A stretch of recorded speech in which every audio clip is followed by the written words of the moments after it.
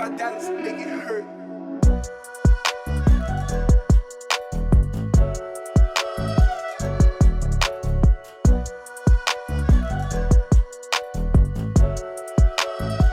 Hello and welcome to Project Passion, the podcast made to inspire you to follow your passion and turn it into successful business or career.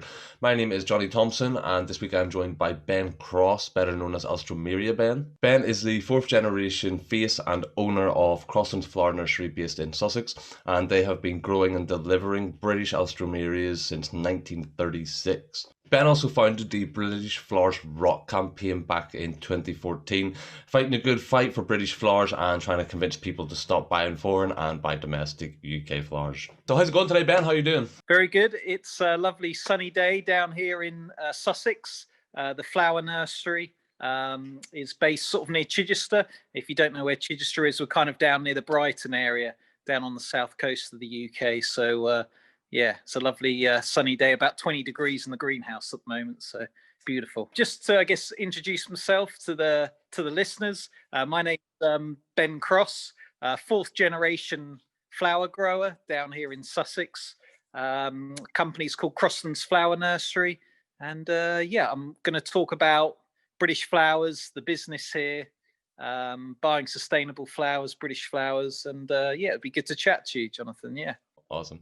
So how did Crosslands actually get its start? Obviously, you say you're fourth generation. From what I've seen online, your uncle was also head of the Alstroemeria Society, supposedly. Is that correct? Oh yeah, that was like way back in the 70s when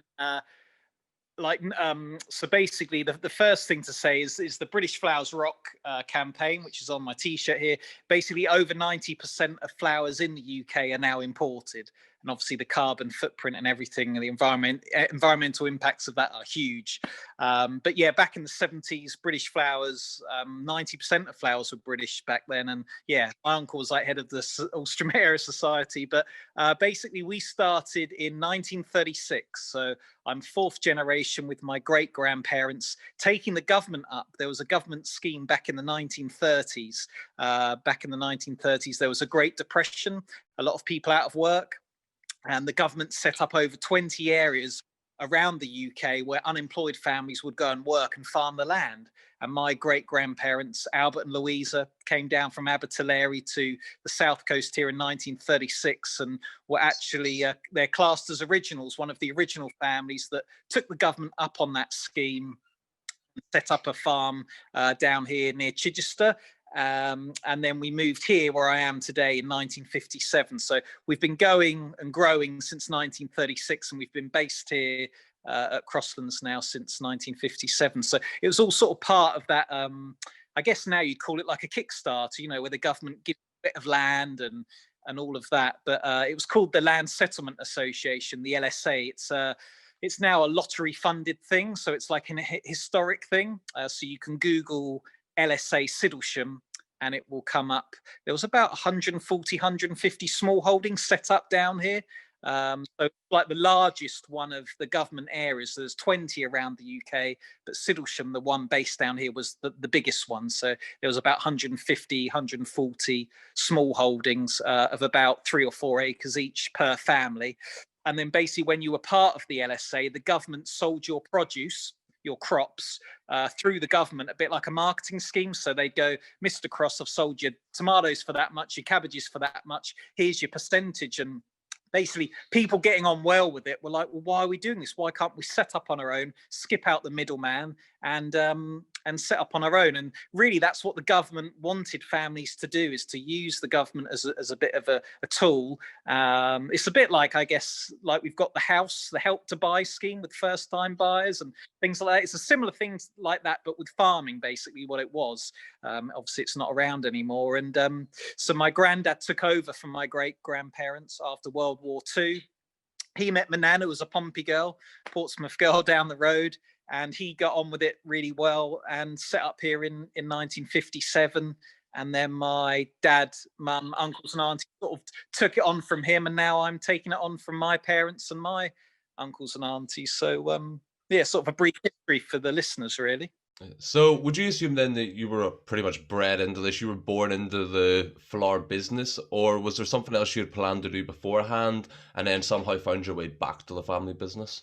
I think sort of growing up, being born in the country, growing up in this sort of environment, you do care about the environment.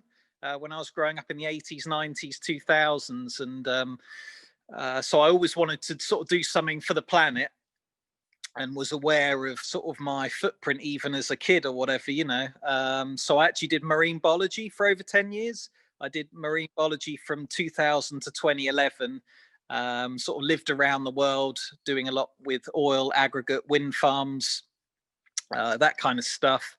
And then I came back here in the autumn of 2011. And then, yeah, so that was sort of before all of this. I could say the flowers are in my blood. No one it's not like a family business where I was sort of expected or forced to carry this on. It was just what I actually wanted to do and passionate about it. There was a lot of greenhouses, like you can see behind me. We're in one of our greenhouses today. If I flip flop the camera, so for the guys viewing this on YouTube, this is just one of our little greenhouses. Little greenhouses, he says. Yeah, so we've got a few of these bad boys, these greenhouses. So basically, there was greenhouses like I'm talking to you today, basically being built on red brick houses, or being torn down for even caravan sites, or greenhouses were just sort of left dormant, storing old taxis and buses because no one was making any money from growing anymore because of all the cheap imported things. So that's sort of what drew me back, really. I didn't want basically my playground being built on, and all my childhood memories and things just going down the pan, really. And I just thought, if we can grow something of quality in this country, why import it from Ethiopia, Ecuador, Cambodia, Colombia, Kenya, South Africa, when the crop that we grow is sustainable? And and if the government's supposed to reduce their carbon footprint by 2030, why fly stuff around the world when we can grow it here? So yeah, so I did marine biology, but then sort of the pull of wanting to carry this on, it was too much to ignore, really. So a lot of people told me it was sort of silly, because obviously I was living around the world, and I was sort of didn't have to worry about things like money and things like that, So it went from sort of being in big corporations to running my own business overnight, so it's quite a lot to do. I'd never done media before. I'd never done accounts before. I'd never obviously run a business before. I didn't have any schooling on it, no university thing, no qualifications to run my own business. So you just sort of picked it all up on the fly, as you were going, just learning bits here and there, just developing it as you went along? Yeah, I mean, obviously I was born on the nursery, so I've got like my grandparents, and my dad and uncles and aunties sort of growing ability. But obviously, as a business, we had supplied the supermarkets and the wholesalers for generations. But the wholesalers and the supermarkets slowly but surely go for the cheap foreign stuff, sell it high, so they make bigger margins. So the British growers aren't really involved in it anymore. So it was really up to me to find new customers and to keep the business sort of going on the financial side. So that's when things like supplying direct to the public, supplying farm shops, supplying cafes and restaurants, supplying direct to florists, and looking at other avenues, really. So yeah, there's sort of been a big shift in how we sell the flowers, really. So obviously we're talking about the flowers themselves, and from someone that very honestly isn't very interested in flowers, you could probably say my girlfriend loves flowers, always has them in our apartment. But what are Alstroemerias? What are these flowers that you have such a love for? I'm just going to show you what they look like on the people on YouTube. So if you don't know what Alstroemeria looks like, hopefully you can see. So that's what they look like when they're fully open. They look like a small lily. Actually, The common name of Alstroemeria, Alstroemeria is the Latin, but the common name is Peruvian lily or lily of the Inca, because the seed originates from Peru and Chile, and it likes living sort of halfway up the Andes, and that's where it naturally comes from. And Darwin's cousin, Alstroemeria or something, brought the seed back. And that's why it's called Alstroemeria. But yeah, common name is Peruvian lily, lily of the Inca, and it's a lovely, pretty little lily, which you just saw on the camera there. So, and obviously people can go to my social media pages and see what they look like as well, which we can talk about at the end. But yeah, and the reason why I love them is because they're so sustainable. So we only water 20 minutes once a month.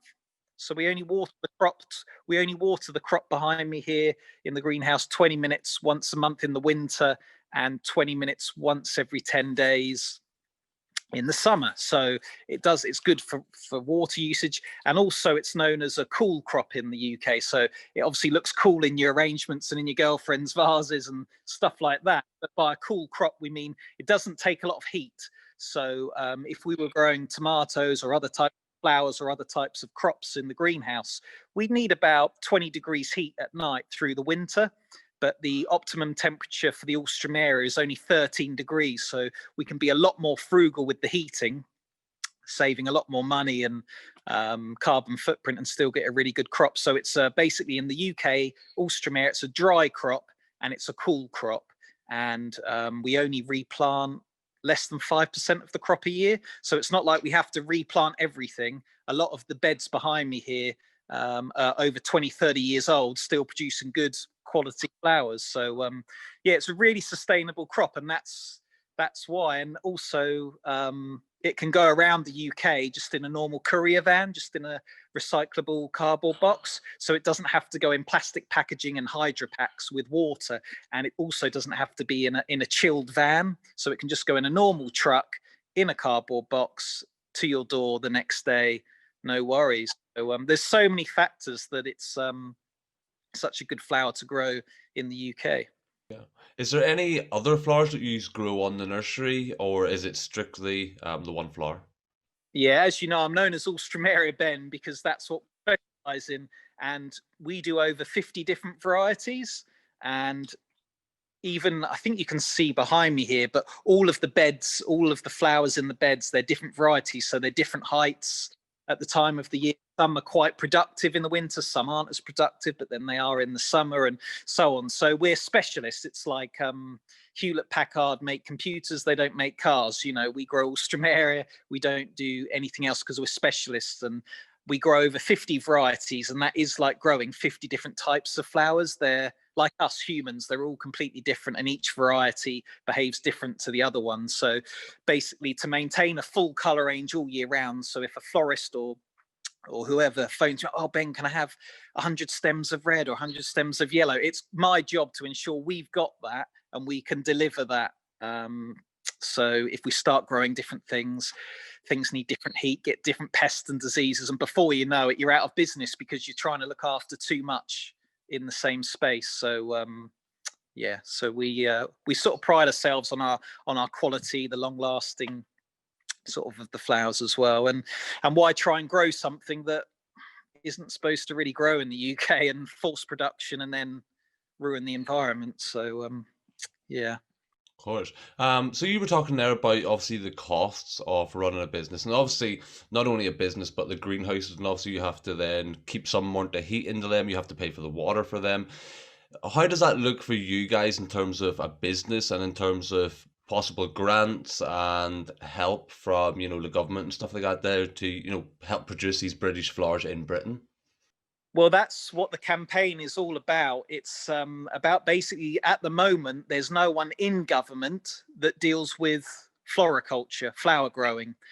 So Jamie Oliver, Hugh Fernley, Jimmy, they can go to the number 10 for the school dinners, for the sugar crisis, for things like that. But I actually can't go to anyone because there's no one in government to deal with my problems. But you're right, back in the 60s, 70s, there was grants, and obviously the LSA, the land settlement, which we spoke about in the 30s, was a government thing. But basically, there's no help from the government specifically for UK cut flower growers anymore. And that's what the British Flowers Rock campaign is challenging, is like, well, you know, if you're giving the Kenyan government money to grow flowers to send back to here, why can't you give someone like me who wants to get on in life and, you know, is creative and is a younger generation and wants to get on and work? Why can't you give me $1 a cent a dime or to modernize the greenhouse or make a proper British Flowers Rock campaign and things like that? So yeah, we unfortunately don't get any help, although we did take the government up on the renewable heat incentive. So that's a very generic thing, but it's a bit like the solar panel thing, but with heating. So you've probably heard of like ground source heat pumps or air pumps, things like that. So we used to basically, let's change my camera around again. We used to basically heat the greenhouses with oil. So round each of the beds, so you've got a bed here, so that the flower beds are about 1 meter wide, they're 30 meters long, and you've got a flow and return of a hot water pipe where my finger is here. And that water used to be heated with oil, but now we use biomass. So we use basically the wooden pellets. And there's Goodwood and Slindon estates around here, a lot of forestry that needs to be managed. And all of that managed wood goes to a factory where they basically take the moisture and the bad stuff out of the wood. And you get these little pellets that look like twiglets. And basically, we burn those now. And basically, what we burn, the government gives us the money back. So instead of our oil bill being X amount, it's actually now zero. So what we burn, we get back because it's a renewable heat. It's a lot better for the environment. Our oil boilers are probably 60% efficient, whereas the biomass is about 90% efficient. So it's a lot better for the environment. But obviously the listeners and viewers on YouTube and listeners on the podcast have got to remember that the British Alstroemeria, it's a cool crop anyway. So we only burn about 100 tons of pellets a winter, which is nothing compared to chicken farms or schools, hospitals, government buildings, leisure centres, things that need a lot more heat more of the time. So we're only heating at 13 degrees here. So it's pretty good. So yeah, so that's what we do. So that's been a real help for the business, and it was a 2-year project for me to manage converting oil over to biomass. But basically, we've got £0 on the heating bill for the next another 16 years because it was a 20-year thing or whatever. So, but it's about to give sort of the listeners and viewers again, it's about £1,000. No, it's more like £1,500 now to replant one of our beds. So we know what our cost is of planting a bed, so we know what we have to get back and things like that. And obviously we've got our packaging costs and our transport costs, and you're right, the watering and the fertilizers. But again, what I've done is granddad and dad just used to put in a ready mix bag of fertilizer into the feed to feed the crop. But I actually found out that 12% of that bag was bad for the Alstroemeria. So now we basically do soil analysis. So I go around the nursery taking hundreds of core samples of the soil. That goes off to a laboratory and it gets broken down. So now I actually buy in the calcium, the boron, the manganese. So I buy in all the individual bits. And that actually, yes, it takes longer, but it's more interesting and it's actually cheaper to do that. And more importantly, it's better for the crop, so you get better flowers. So we've saved a bit of money doing our own soil analysis basically as well. So but yeah, farmers and growers in the UK, we are quite tight. Every elastic band, every staple, every bit of packaging we get in, we reuse. Anything we can reuse or modernize or reclaim or whatever, we do that all the time. So that's incredible. And obviously with everything that you do have to pay for, I'm assuming you do try to keep the cost down, but I think it kind of goes to show the passion level you have for what you're producing, that you do go to the extra effort of, taking soil samples, actually mixing your own soil and fertilizer to get the best possible product for the customer and for the people here, to obviously go as far as to try and convince more people to buy British flowers and to stop buying these imports. Exactly. I mean, a lot of people, they just try and sell British flowers and try and make some money. But the game I'm in here is not a money making exercise. It's not a quick fix thing. We've been going since 1936. There's not many growers of our scale left in the whole country, in the whole of the UK, and it's not a money making exercise, I'm afraid. If you want to be wealthy and rich, this isn't the thing to get into. But it keeps me happy. I'm passionate about it. And you're right, we've got to ensure that our flowers are as good, if not better, obviously better than the foreign flowers. Otherwise, florists and the public will just go back to the cheap imports, where if they want to spend a bit more money and they get my flowers and they think, oh yes, they do last longer, they are better quality, they do produce a bigger flower head, they are producing more vibrant color, and I am saving my carbon footprint, and then those florists can pass that on to their customers, so the florists get more customers, because instead of the public going into the supermarket, they'll support their local florist or veggie shop or farm shop, because they know, oh, grown in Sussex, and oh, Benny's on Instagram, oh, we can see how they're made, how they're grown. And it's a bit like me, I go to my local butcher because I want to know what is sustainable, where it's been grown, how it's been farmed. I go to my local fishmonger as well down here in Littlehampton on the shore, and I want to know how it was line caught, it's all in season. And it's a bit of that traceability. So it's just like food, but with flowers. And flowers, it's a £2.2 billion industry within the UK. But, British growers are only getting less than 10% of that money. Wow. So, yeah, you've basically got food, flowers, and way below that, you've got video games, music, clothes, and cars. I mean, you may buy flowers, I don't know, twice a year, once maybe for Mother's Day or your girlfriend or anniversary or something. But if you think about things like offices, hairdressers have a weekly flower thing, a subscription. A lot of people in their homes now have flower subscriptions. So people spend a lot of money on flowers, even if that's just going into the supermarket once a week or something. So it is, a lot of money floats around within the flower industry. It's just not all coming the British farmer's way. Yeah, exactly. So obviously we know yourself, you do lectures and you do different talks for the British Flowers Rock. Is there something that's kind of changed? Obviously you can't do them at the minute, you've had to take them online and do them digitally. Is there any other changes that have came from coronavirus for yourself or for the business?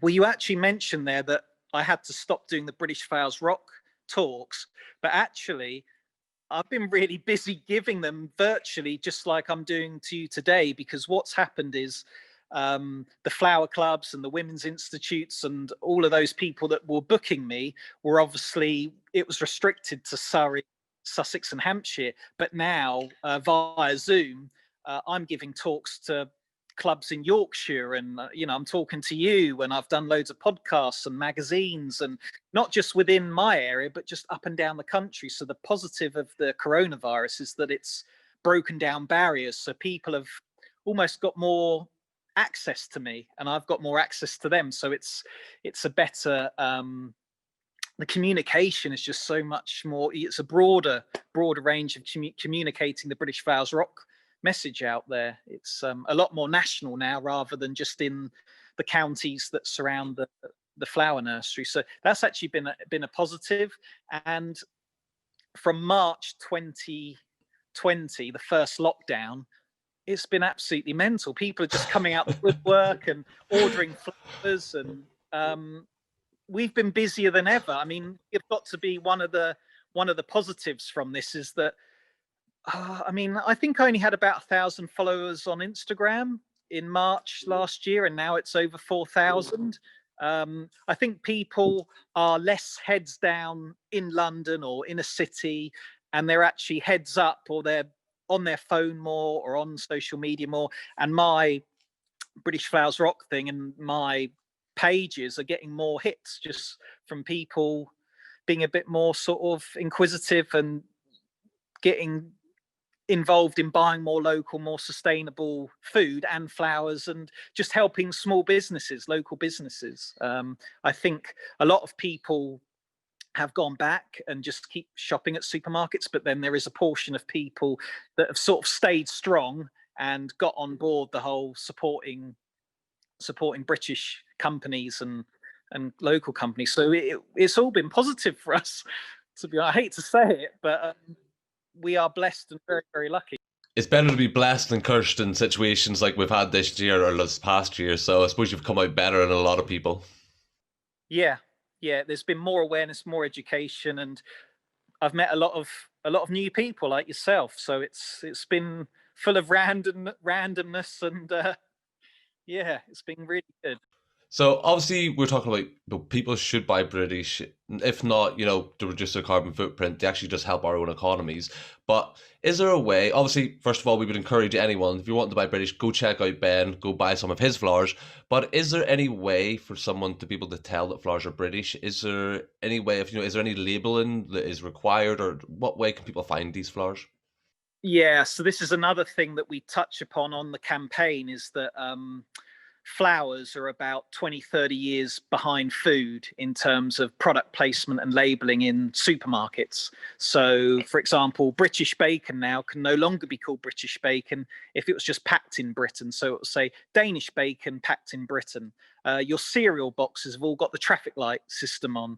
When you walk up to the egg counter, you've got battery hen, free range, and barn. It's very in your face. When you walk up to the fish counter, you're looking for that sustainable fish logo. But for flowers, you walk into, say, a supermarket, and you're sort of right in front of you. As soon as you walk in, you've got this big cascade right in front of you of all these flowers. And the labeling is so poor. It will just say the type of flower and how much it is. So I don't know. For example, if you go into say Asda near me, we've just had Christmas. It will just say Christmas bouquet, 10 quid. It won't say what chemicals are on the packaging, what chemicals have been sprayed on the flowers, what country it's come from, its carbon footprint, nothing. It's just literally roses, 5 quid, Alstroemeria, 4 quid.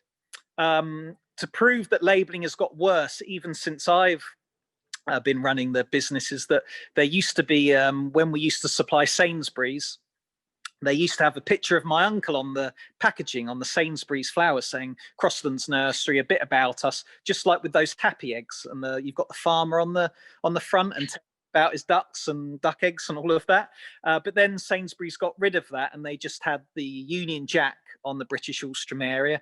And then a few years ago, they got rid of the Union Jack and just put grown in Colombia/UK. They just lumped us in with the Colombian stuff. And that was the sign, because Valentine's Day 2020, I got a horrible phone call from Sainsbury's saying, Ben, we don't want your flowers anymore because we can get them 4p cheaper a bunch from Colombia. And they ditched us. So, but luckily Morrisons have come in. So we supply Morrisons, and they do have the Union Jack on. But labeling on flowers is so sketchy. It's disaster. And also, not only does labeling vary between supermarket to supermarket, labeling also varies within the supermarket. So if, for example, you go to Sainsbury's in Brighton and then Sainsbury's in Chichester, the labeling will also be completely differently. So there's much to do, and obviously with no one in government dealing with this, nothing's really going to change. So from when I came back to the ranch here, the nursery, in 2011 to 2014, I had the local MP come round.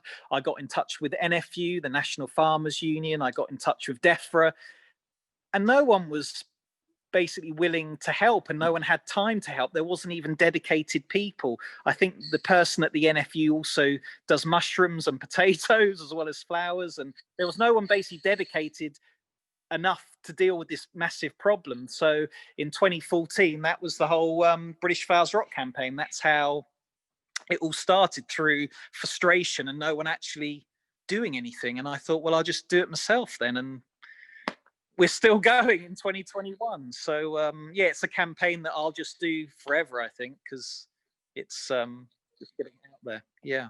So is there any actual plans for the business itself or for the British Rocks campaign going forward? Is there any sort of goals you want to hit? Obviously, you're talking about there is no one in Parliament that you can go to for all these issues. Is that something you want to pursue, maybe for yourself, or to maybe put someone else in there so you can go to them? Sort of on the business side, we're actually don't have enough flowers for the customers now. So literally the other day, I had someone come round to see if we can build extra greenhouses. So we're actually thinking about expanding, which I know is sounds insane in the coronavirus thing, but we actually we could sell a lot more flowers a day than we do already. I mean, we do millions and millions of stems through the year. We produce millions of stems all year round. But demand is increasing. I mean, even today, I've had 3 or 4 new florists phone up today. Just found me on Instagram and want to get more sustainable and stuff. So that side of things is really increasing. And the British Flowers Rock thing, it's really, I'm just getting in touch with people and just saying yes to everything. Like I said, yes to talking to you and chatting to you and your listeners and viewers. And, if 1 or 5% of viewers and listeners of yours follow me and then tell their friends and family, or even if they ever get flowers delivered, just go, oh, where did you get them from? Oh, did you know you can buy off Ben, a British grower? And it all just helps everything sort of snowball, basically. So I'm not relying on the government to do anything. So I'm just relying on people like yourself to sort of let me just come on and talk with you guys. And then hopefully it just snowballs and the more followers and it just keeps building. I think that's sort of the long-term thing, is that the British Flowers Rock campaign's never going to stop. It's just always going to be there. And the more followers it has, the more impact it can make, because it's really up to the people to get on board with it, isn't it? So Yeah. And obviously, we need to kind of talk about your social media. That is your main platform. But I wanted to ask, obviously, as a digital marketing agency owner, when I was looking, you guys don't seem to have a website. Is that correct? I know I get asked that all the time. The marketers, the marketing listeners are going to be losing their minds because they're going to want to know how you're doing it. I just well, as I say, I'm a grower. I have no money, cash available for, I don't have £500 or £1,000 for a website. So I just use Facebook, Twitter, and Instagram. And I am busy doing that. There's no way if someone did a web page for me, said, "Oh, now you've got to do a vlog and a blog and all that."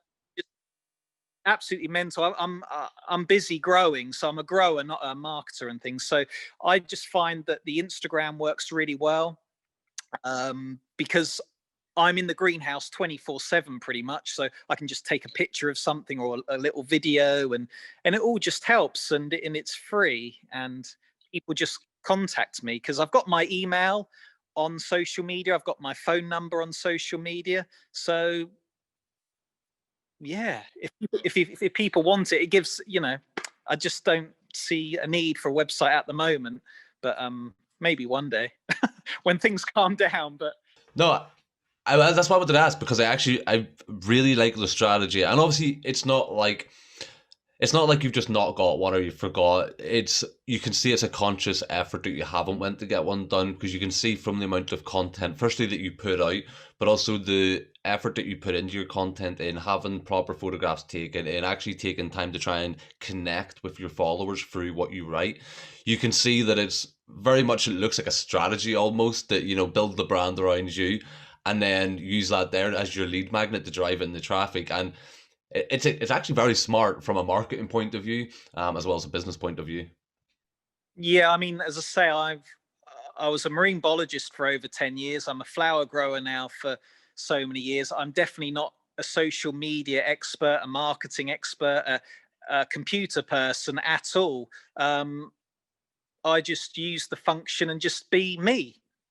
And if people have liked it, that's good. If people don't really like it, that's also, that's also good. I didn't expect it. There's no strategy really. It's just talking about what I do. It's like catchphrase, say what you see. It's Mr. Chips. Yeah, I mean, it's there's no magic to it. It's just me in a greenhouse growing flowers. And I think a lot of people, I get a lot of people contact me that are like work in London or big cities and don't even have a garden, and they just follow me because they like sort of the growing, and they just like to see it. And yeah, especially during coronavirus, a lot of people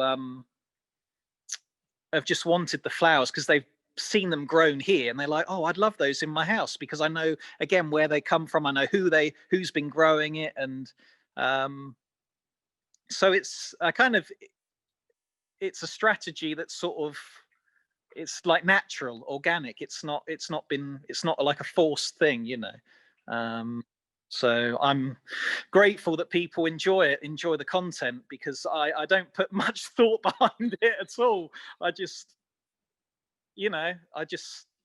talk about what I've been doing, and if people seem to find it interesting. So Awesome. So obviously, like we're saying here, if people are wanting to find you, Ben's links will all be in the description. People can catch you on Instagram, Twitter, Facebook, pretty much all of those, isn't it? yeah, so it's Crossland's Flower Nursery on Facebook, and then it's Alstroemeria Ben on Twitter and Instagram. There we go, fantastic. And obviously, Ben's links will be down below, so even if you want, just go click it. If you don't know how to spell Alstroemeria, like I didn't at the very start, go click the button, go check out Ben, give him a follow, check out all the pictures. There is some beautiful pictures on his page. And yeah, if you need British flowers, hit up Ben, get in touch with Ben, go get your flowers from him. You're a good man. You're a good man. Thank you. Thanks for the plug. No problem. Is there any sort of last minute things you'd like to sort of say for people, you know, about British flowers, about the business?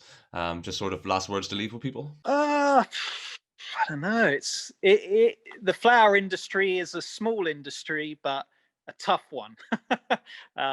But you know, I enjoy it, and I think just that's the main thing, isn't it? You know, go fast, take chances, speed is your friend. That's sort of what I do. I just say yes to everything. Some things don't rub off, and some things stick. And you know, I definitely don't call myself a business person at all. But yeah, I've somehow managed, and if I can do it, then a lot of people can. But I think it's just general sort of advice. I mean, there's low times, like when Sainsbury's ditched me, you know, that imagine me then, you know. But then you just keep on working, and then Morrison, you know, you get a deal with Morrisons, and then you know, you're always trying to find ways out of situations. So and making your own luck half the time. I mean, you know, I've been doing the British Flowers Rock thing now since 2014, and still only now a lot of people are finding out about it. So it just shows you it takes years for certain things to be found by people. So don't give up. If it doesn't work in 2 or 3 years, just keep on. If you're enjoying it, just keep on doing it, and one day people just will find you. People will find you if it's good. So yeah, I love that message. I mean, that is, for people that watch the show regularly, that is pretty much the message from every guest that has ever been on this show. Is, and it's why it's so good is to pick people that are passionate. Is people that are so passionate realize that it doesn't matter about the instant gratification. It's just the plug away, grind and hustle your way to where you want to be, and eventually things will all fall into place, and eventually karma kind of kicks back in and comes good for you. Yeah, that's how I kind of feel. Yeah. I mean, people like me especially, you know, I don't need any motivation to get up and work, because it's what I have isn't a job, it's not work, it's lifestyle. It's you know, growing flowers, it's basically just like farming, but instead of sheep or potatoes or whatever, it's flowers. You know, I live here, I live on site, I live it and breathe it. Even in the before, you know, the pandemic, I went on holiday once a year. Between my quietest time is between Christmas and Valentine's Day, and I used to go away skiing for like a week or 10 days.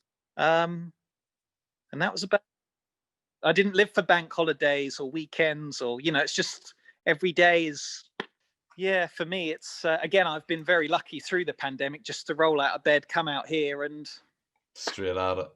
And just carry the business just to carry on. So we've been very, very lucky, but Incredible. Well, look, congratulations, Ben. Obviously, as you say, there was a few downs in the year for you, but congratulations for picking it up, getting the new deal with Morrisons, and thank you very much personally for coming on the podcast, for sharing not only your story, but also sharing the campaign and trying to help more people buy British and stay with British farmers in the UK, because we do need a lot more of it.